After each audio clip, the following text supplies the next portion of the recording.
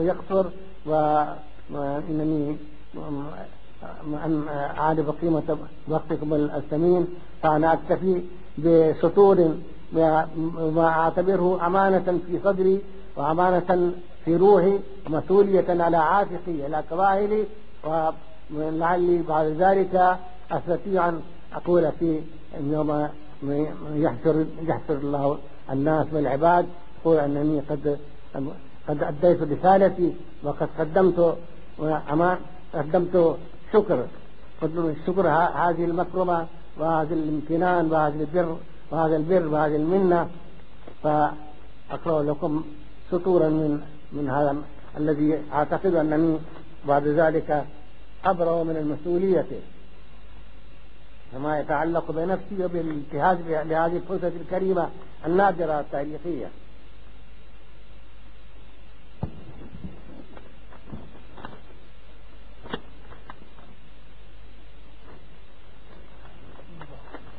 بسم الله الرحمن الرحيم.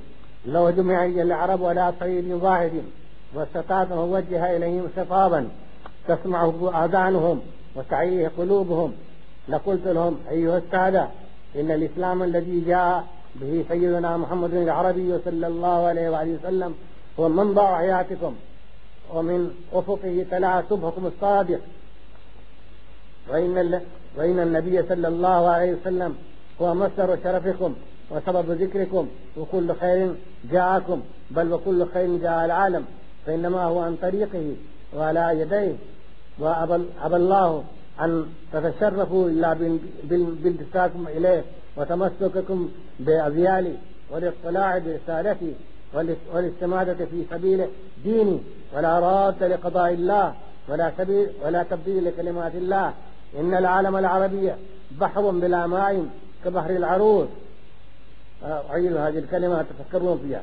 إن العالم العربي بحر بلا ماء، إن العالم العربي بحر بلا ماء كبحر العروس، حتى يتخذ سيدنا محمد صلى الله عليه وسلم إماما وقائدا لحياته وجهاده، وينهض برسالة الإسلام كما نهض في العهد الأول، ويخلص العالم المظلوم من براسل مجانين أوروبا الذين يابون إلا أن يخبروا المدنية ويقضوا على الإنسانية القضاء الأخير بأنانيتهم واستكبارهم وجهلهم، ويوجه العالم من الانهيار إلى الازدهار، ومن الخراب والدمار والفوضى والاضطراب إلى التقدم والانتظام والأمن والسلام، ومن الكفر والطغيان إلى الطاعة والإيمان.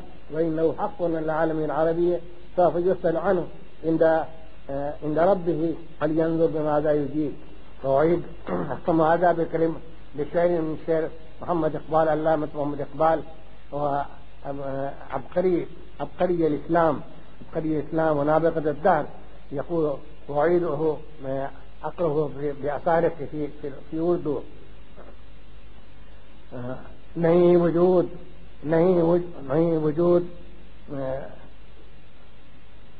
नहीं वजूद हुदूदो सुगूर से उसका, नहीं वजूद हुदूदो सुगूर से उसका, मोहम्मद अरबी से है आलम अरबी, ला वजूद العالم العربي بالحدود والثغور، إنما العالم العربي بمحمد العربي.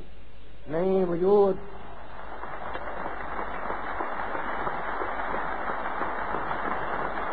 नहीं वजूद हुदूदो सुगूर से उसका, मोहम्मद अरबी से आलम अरबी, नहीं वजूद हुदूदो सुगूर से उसका, मोहम्मद अरबी से आलम अरबी صلى الله عليه وآله وسلم. وبعد ذلك أنا أعلن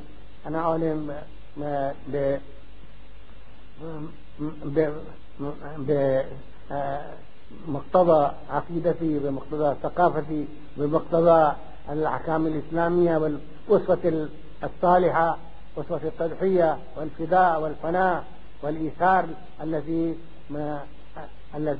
يصح به والذي يمتلئ به ومثله به المكتبة الإسلامية وتاريخ الإسلام. فأعلن أن هذا المبلغ، هذه الهدية التي ستهدى إلي وتقدم إلي، إنما تبرع بها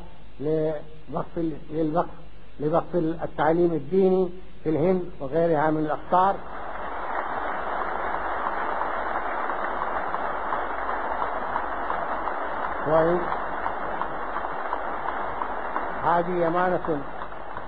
هذه أمانة لله، وهذه شهادة منكم كذلك، وشهادة مني، وشهادة من المعاصرين والحاضرين والمستمعين إن شاء الله تبارك وتعالى. والسلام عليكم ورحمة الله وبركاته.